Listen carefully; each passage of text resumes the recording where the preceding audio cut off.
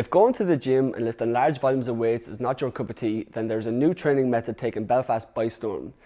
My guest today, called the Movement Evolution. Johnny Neeson, also known as the Movement Maestro, is joining me in the studio today, along with two of his clients, Colin and John, to tell us all about it. So Johnny, John and Colin, thank you very much for joining me today. And Johnny, we'll come to you first. So can you just tell me a bit about your background in fitness and how you came to be involved with the art of human movement?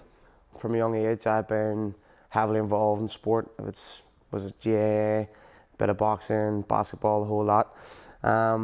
Suppose over time the interest in that kind of declined, and I started getting into the physique sort of side of things. Obviously inspired by the great man Arnold Schwarzenegger, but like anything, the interest sort of peaked in that, and from that I started getting into sort of gymnastics, bodyweight training, or calisthenics, if you want to call it that. Sort of from there, and the background in physique and being tight all the time, looking great, yes, but being tight all the time, that sort of pushed me into the wanting to feel loose and wanting to improve my movement. And from there, I used to see things on Instagram, sort of gymnasts miles ahead of me, movers miles ahead of me. You start to not just shrug your shoulders and go, why would I want to do that, but look and go, how can I do that, as opposed to why would I want to do that. And from there, basically that's how I've ended up where I am today, and just that always wanting a wee bit more and never happy to just sit still and be where I am. And I don't like being too comfortable. I like wanting stuff, and that's kind of what's brought me here to where I am today. And can you just tell us what exactly is human movement, or calisthenics as you call it? Movement is any expression of going from basically point A to point B. So unlike lifting a weight, you're in the same position, you lift it up and down. Movement could be pressing into a handstand, or it could be BJJ, it could be any form of free running, parkour.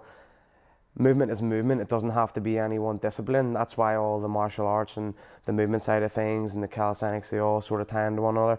You've seen, I'm not sure if you're familiar with capoeira.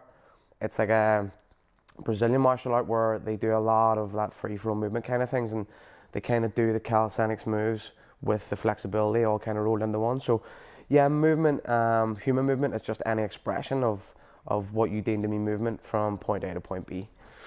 And you said there before, while you were doing, fitness shows and stuff like that, or fitness training, you look great, but you were stiff and stuff like that. Yeah. So can you just tell us some of the benefits when it comes to calisthenics or human movement? You train your body as one complete unit, as opposed to splitting it into like arm day or chest day or back day or leg day. And listen, you take nothing away from the people doing that. It's hard training, but the benefits of training like calisthenics, gymnastics, the bodyweight training side of things, it's strength that goes everywhere. You could train one move, but it adds to the entire body.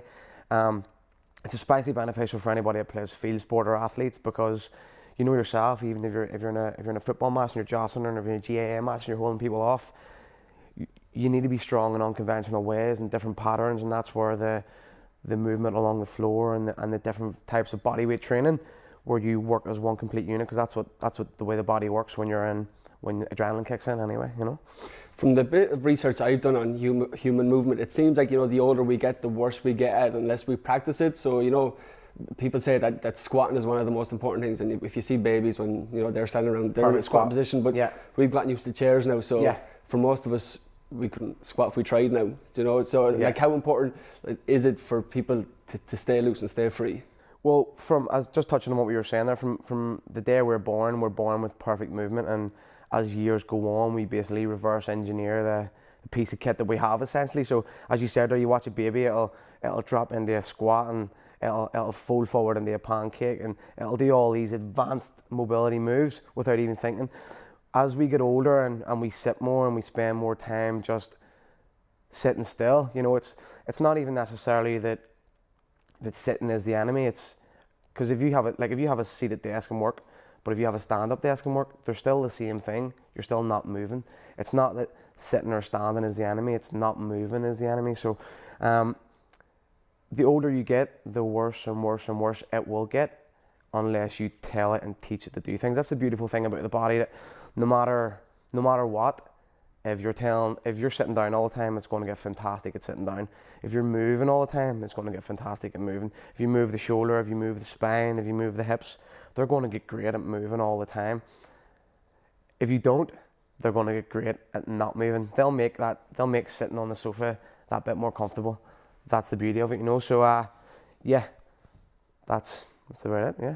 And you're currently working from the Upper Springfield Development Trust. The unit. Yeah. The unit, yeah. And can you just tell me about some of the work you do up there and the ethos of the gym? Because it doesn't seem to be like it's not your regular weights gym and stuff like that. You have a lot going on. There's boxing rings. There's fitness areas. There's all sorts. Can you tell me a bit about what makes the unit different? Well, for the unit and for what we represent, it's more like each of the coaches have an individual role up there rather than just being your generic PT, as the phrase that I hate. Rather than being your generic PT, we have Donald, who is probably one of the top boxing coaches in Ireland. He focuses on the fighters. We've got Mark, he's a great strength and conditioning coach. We've got Sam and myself, who are both kind of movement and bodyweight coaches. And we kind of like to have every avenue covered without each of us stepping on each other's toes, If an athlete comes through the door, they can get the strength and conditioning, they can get the boxing, they can get the movement, and then they can also get the nutritional side of things covered. So we sort of like to keep things functional and lift and train in a way that's going to improve our life rather than making us move worse. And you said there that you have all different types of athletes coming in, but your clientele ranges from people just wanting to make a little lifestyle change to professional athletes. Yeah. And obviously Colin and John here just maybe wanted to make that lifestyle change. So can you tell us how you met these, where they were at when you met them, and the progress they've made since they started training with you? Well, sort of starting with Collie. I swear I've known Collie a long time actually, and it was maybe about a year ago. I was chatting to him in a friend of ours' house, and he was basically saying to me how bad his back was and how much pain he was in, and I just, without really thinking, advised him on a couple of moves to do, and I'd got chatting to him a couple of months later, and he couldn't get over with the progress and the reduction of pain. Now, he was still not out of the darkness, shall we say, but he had improved massively. So I think around December, I'd sort of been chatting to him about coming and getting involved in the movement evolution up at the gym. It's a small group ideology, where you're coming in, you're doing your main lifts, you're training your legs, you're doing your deadlifts, your squats, but you're working on your movement a hell of a lot, and most of the upper body moves are functional based moves. So once you can control your body weight, then you can start handling weight. It's always body weight first, and then we handle the weight. But from, I suppose, January onwards, a few months before that, actually, Collie had informed me that he suffered badly from severe chronic back pain, and he would have been maybe in bed when he woke up a couple of mornings, and his dad and stuff would have had to help him out of bed. So I just found that insane, that someone as young as he is was suffering as badly as he was. So I sort of put the pressure on him in a friendly kind of way about getting himself into the gym, and here we are. He came in and he hit the ground running, and fast forward a couple of months and he's like a new man. I couldn't be more proud of him, to be honest. As a client, he's brilliant. And Collie, I'll come to you then. As Johnny was saying there, you had this chronic back pain and stuff like that, but did you ever see when you were going through that you could be where you are today and feeling fit and feeling strong? To be quite honest, no. It was if anybody's ever had chronic back pain before, it is the most horrible pain ever. It doesn't go away. It was sleepless nights, early mornings, sitting up watching TV at 4 a.m, just waiting to go to work because I wasn't going to sleep. So, Johnny just showed me 3 moves. You've no idea how much 3 moves literally changed my whole outlook in life and how I felt about myself. And then from there, it was just literally a snowball effect. Well, if I can do this, well, I can do other things. So, the back pain was a godsend in a sense of the word. Do you know what I mean? Because it made me where I am today, pretty much. And what gave you that kind of that push and that motivation to go training? It was Johnny. It's Johnny as well. I wanted to go back and play sports. I play it's called roller hockey, and I couldn't think. I tried going back and playing it, and my back just started getting worse and worse, and it was annoying me. So at the point where I couldn't play a sport which I loved playing from I was 7, and speaking to Johnny, and Johnny was like, get yourself back to the gym, come on with me, train with me, I'll literally put you through your paces, and he did, and that's where I'm here now. Do you know what I mean? And before you started training, I'm sure you had, you know, like your own physical goals, but did you have any goals, like, you know, lifestyle goals that you wanted to maybe achieve as well? I think everybody in this day and age, just, you know, when they look in the mirror, they just want to see, you know, a slimmer version of themselves or better version of themselves. So I just kind of looked in the mirror and was just like, you know what, I'm not going to try putting it off anymore. I've just done it, and I just went to the gym, put my head down, ate right, dad and everything. It was hard. Don't get me wrong, dad is probably the hardest thing you could do about the gym, but you know, now I'm, you know, I've opened a whole new world of new foods, new tastes, everything. I mean, it's just crazy how much, you know, 12 weeks with this man just does to you. Like, it's honestly, you know, more than 12 weeks, sorry. A lot longer too. Mm-hmm. Exactly. And diet is something that we're going to touch on a little later in the interview, but just in terms of before you started training, you know, did you have any like preconceptions of what it was going to be, and has your training so far exceeded those expectations? Yeah, so pretty much what, like, you know, you see people put videos up and they're deadlifting, they're lifting big weights and stuff, and then they complain about being sore. I was more worried about being sore because of my back. And then in regards to dad, you know, I worked in nightclubs for years since I was 18, so, you know, late nights, kebabs, pizzas, sleeping all day, not eating again until you go into work, and it was just a constant. So stepping back from that kind of the hospitality industry and then going into the 9-to-5 job, give me a routine to be able to kind of, if I was going still working in nightclubs, I wouldn't have the same strictness I have now with my dad and training, because again, working late nights, you just want to lie in bed all day, you know what I mean? So it definitely has exceeded, definitely, 100%.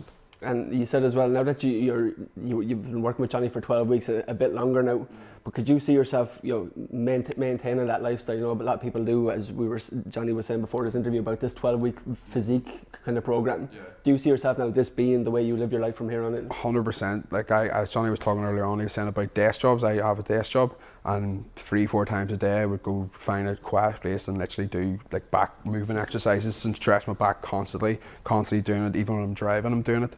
It's mad how to think just a couple of moves, wee stretches here, and it can make you feel better. Where if you're feeling tight, like you were saying before, you feel tight and you just let you 2 or 3, not even 2 minutes, 2 minutes out of your day, and it's done. And then you go and say a couple hours later, an hour, 2 minutes, and you just it becomes an addiction pretty much. And Johnny, there's something you'd like to add to that as well? I think just touching on what Collie was saying there, I know it makes me feel great to hear that he's doing things the way he is, like going and finding that quiet place and working doing it, and that's the way it literally has to be. You know, as I was talking to you earlier, Adam, it's like you're not going to wake up one day and magically have this beautiful movement that's going to be there forever. Life is a stressor, training is a stressor. You have to make sure that you do it daily, put it into your routine. You know, brushing your teeth in the morning and doing your shoulder circles, and you know, driving the car, stretching your wrist, pulling your spine in and out. You know, it's like try and put it into your daily routine that's already being done, so it doesn't even feel like you're having to do anything about it. And I think that's the magic thing about it. You know, just trying to squeeze it in where you're already doing stuff, and then add it in at other times when you're not. You know. And this is a nice little transition to bring John in as well. So Johnny, can you just tell us how you started working with John and the progress he's made? I know he done the strength and movement course with you. Yeah. So can you just tell us a bit about the progress he made from when he walked in the door to where he is now? Well, from I met John probably about a year and a half ago now. He was training in a different gym.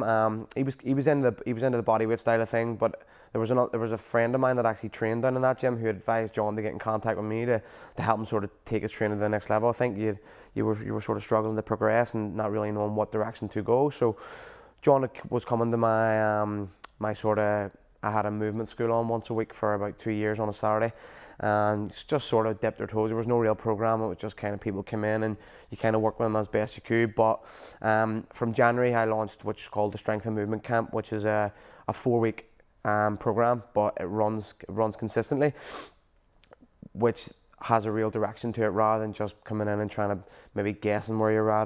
There's a systematic process to making sure that everybody is improving, be it difficulty, be it complexity, or you know, maybe adding a couple more reps in or adding a few more seconds to a hold.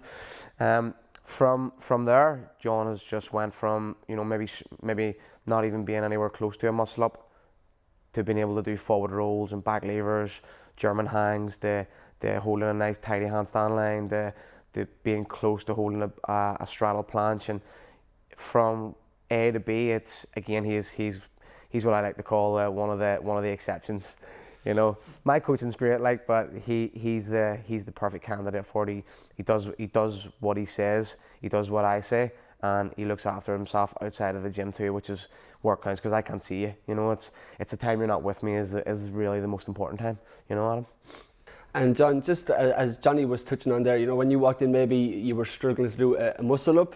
Yeah. But I mean, your range of abilities now on the Olympic rings and handstands and stuff like that is quite good. So can you just tell me about, you know, the work that you had to put in to get to the level where you're at now? Whenever I first started going to the movement school on a Saturday, it was really just to, you know, learn new skills. You know, I'd seen things before, I'd seen some of his videos, and always sort of had an interest into Olympic rings and, you know, a lot of the body weight movement stuff. But the work that goes into it, you know, I would do your normal pull-ups, your normal, you know, exercises as you would call it. But when you're doing them on the Olympic rings, you know, it is a lot tougher than you think. And I think that was a big shock to me when I first went, you know, because I would have considered myself strong enough to do that sort of movement. But, you know, it's being with Johnny showing you the exact movement, how to do the movement right, because a lot of the time I was doing the movement in my own gym, but my form, you know, the way I was doing it wasn't correct. So Johnny was there to point me in the right direction and make sure I was able to progress into the likes of a muscle up. And the good thing is that, you know, whenever you're progressing, Johnny doesn't let you go too far ahead. So although you might get a muscle up, you know, it's about then getting 2 muscle ups, you know, and then slowly progressing, you know, to the next movement. You know, there was no, okay, you've done 1 muscle up, let's go into another new move. You know, slow, steady progress to make sure that you're doing it right. So if you do things wrong, as we all know, you know, you can get injured, you can, you know, hurt yourself, especially when you're doing a muscle up or a forward roll. You know, it's quite easy to forget where your hands are, and, you know, if you fall, it's, you know, it could be quite painful. Johnny was touching on, you know, the kind of stuff you implement into your day-to-day life when Johnny isn't around to keep an eye on you. So what changes have you made lifestyle-wise? Mainly the stretching. Johnny would quite often send us homework to do. So it's different movements, different stretches, different exercises to do, you know, whether it be for a few minutes a day. One of the big things for me was I had real poor ankle mobility, lower back pain, you know, just little small niggles that I couldn't get rid of. But, you know, the exercises that Johnny would have give, you know, there's one specific one with ankle mobility that I always do anytime I'm training, whether it be with my legs or just before playing football. The ankle mobility ones is one of the key ones I would always do. And plus also as well, I work in an office job also, so, you know, a lot of the stretches, you know, you need to be doing, because there's times I'm sitting down for 8-9 hours a day, you know, not getting a chance. So it's taking that, you know, 2-3 minutes, just get up, walk about, you know, stretch, and go back to doing my job. But, you know, I've taken all that on board and make sure I'm getting it done. And Johnny, you've quite a strong online presence with all your different social media platforms, from Instagram and YouTube and stuff like that. But you have a reoccurring segment called Done Right, Done Wrong, where you pick out, you know, people's most common mistakes, performing the most common kind of exercises. So can you tell me a bit about why you decided to make this kind of mini series, if you like, and why it's important for people to do exercises correctly? I think from being a coach myself for years, you know, you're on Instagram, you're on Facebook, and what you see over and over and over again is just the purest execution of you know, they're not the most technical of moves, but to some people they are, you know. So I thought, you know, if there was one thing that I could do that to make me feel a lot happier, and they also help and educate people out there too, was the Done Wrong, Done Right series. And that was just based on years and years of watching people execute moves poorly, and you would hear people refer to, I don't do those moves, that they rack my back, or, you know, those really, really hurt my knees. And it's never the move that's hurting your knee or your back, it's generally the execution and how you're performing the move that does it. So that's where the Done Wrong, Done Right series sort of was born. And again, your social media is full of great advice, but you also have, as John was touching on, great advice on mobility, and, you know, people with stiff joints and stuff like that. So How important is it for people, you know, to keep their joints mobile and fluid? Well, the key is you've heard the phrase before, I'm sure, you move it or lose it, and it's that simple. If you don't move something, if you tie your arm to the side of your body for a while, that arm's going to be eventually dead and you'll not be able to use it. It's the same for your wrists, your knee, your neck, your spine. The more you move them, the younger you can generally keep yourself on the outside. You know, bearing in mind, you can't do much about your face, like, you know.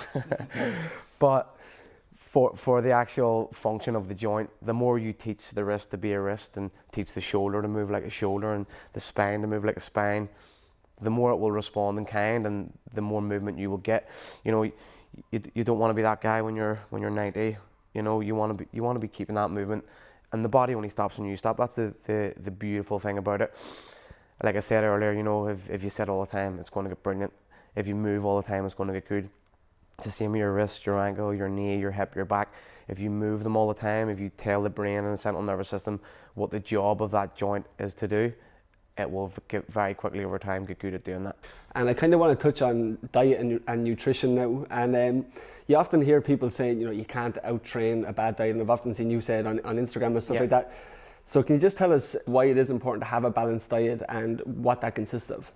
Most people, you know, unless they maybe have a coach themselves, you know, made a shockingly bad diet. You know, it's sugary, carby cereal in the morning, or it's you know, it's bread with almost every single meal, and they may use a good carb like potato, but it's deep fat fried, or, you know, it's coming out of somewhere that's completely nuking it.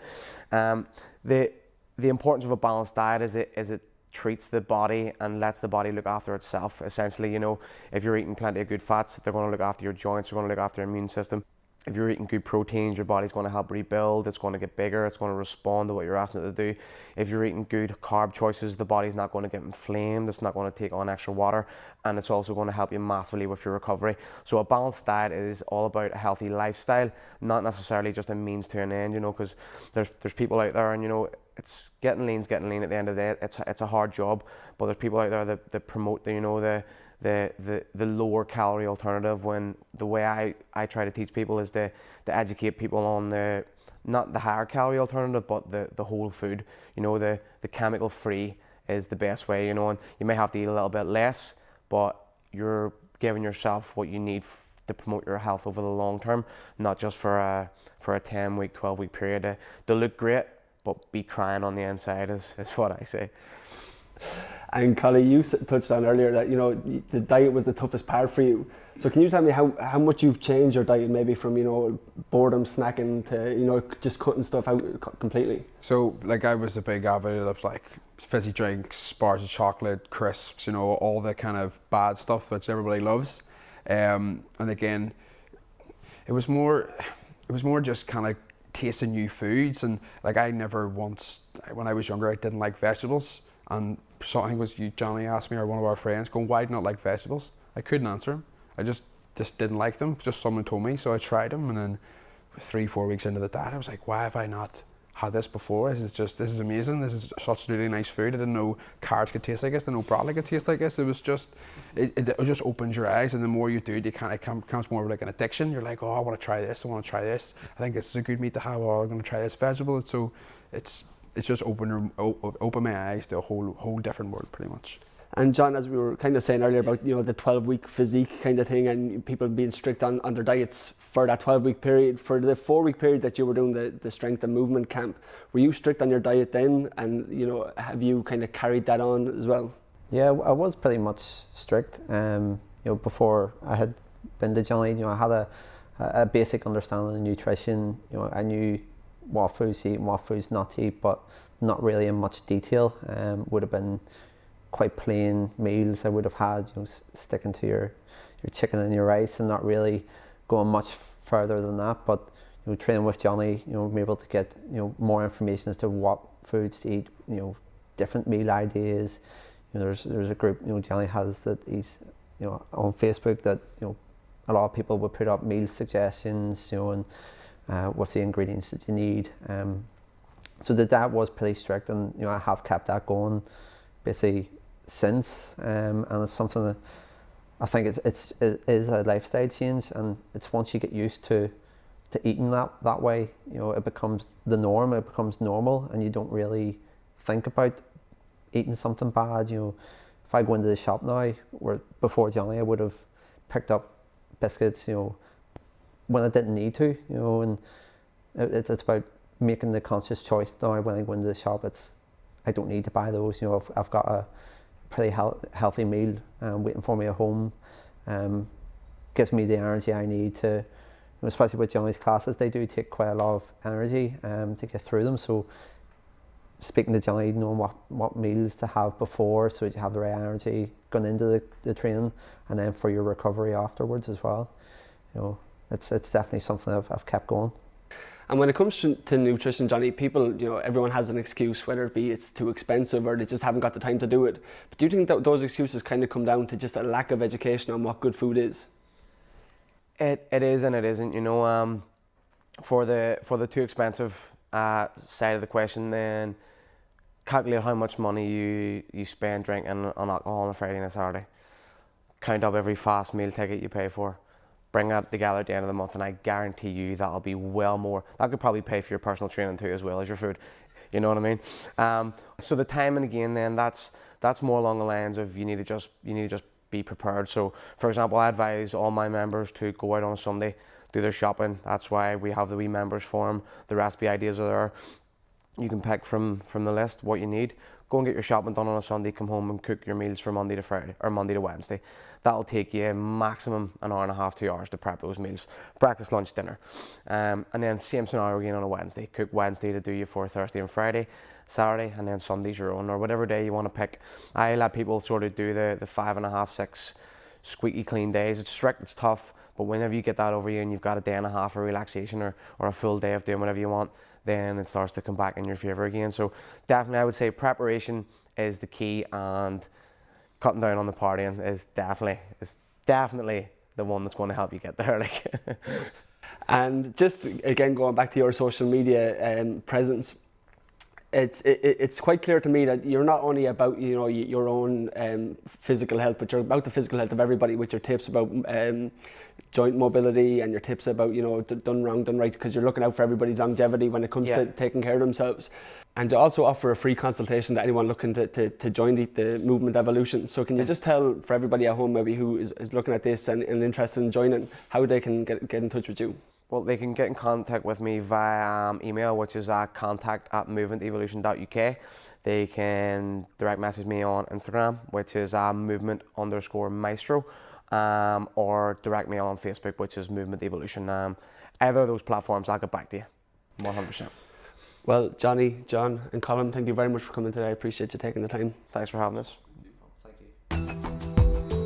And now, tomorrow's weather.